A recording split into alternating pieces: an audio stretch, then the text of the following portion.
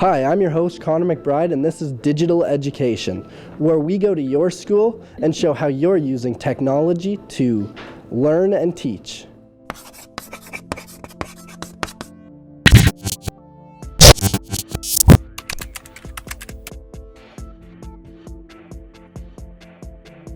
So I'm here with John Anderson, professor at the University of Manitoba. So can you tell us more about how long you've been here and what you do here? Sure. I run the Autonomous Agents Lab at the University of Manitoba. It's part of the Computer Science Department.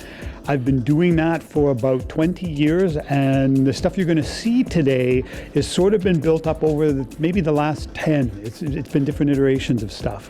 What we do here is work on artificial intelligence in a very practical sense. So what you're going to see is artificial intelligence embedded inside robots that do a range of interesting things. So instead of, for example, a robot that vacuums your rug for you, which you can see right now, it's more along the lines of a robot that is still in its infancy, but might be able to do a lot of things around the house and around the world for people.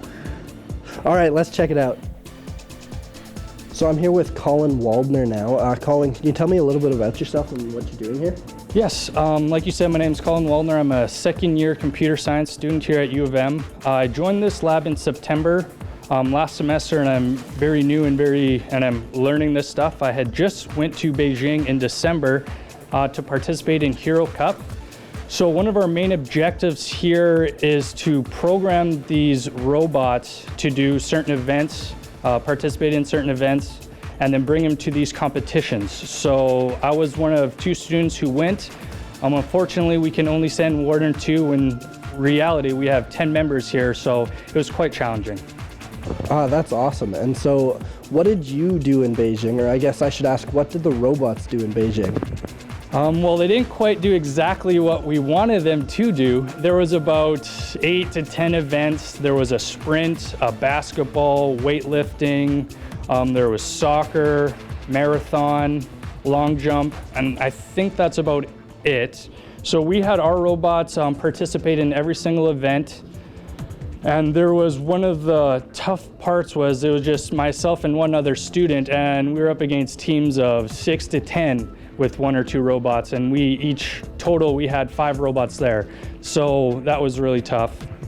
I believe it. How do you make the robots do stuff that humans can do in the Olympics? Okay, it's a pretty loaded question, and I'll start with, when we get to the lab, the first thing we work on is the vision. It's image processing. You have a webcam that's in the robots, and you can detect shapes and colors. What you do is you take the pixels from what you see, what we would see.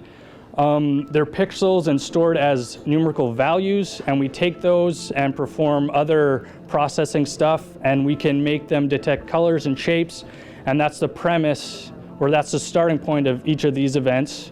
And then we have actions that they can perform. So if you can walk up to a line and then lift a weight like you saw, or you walk up to a ball, you pick it up and throw it into a basket. So each event had those characteristics to them.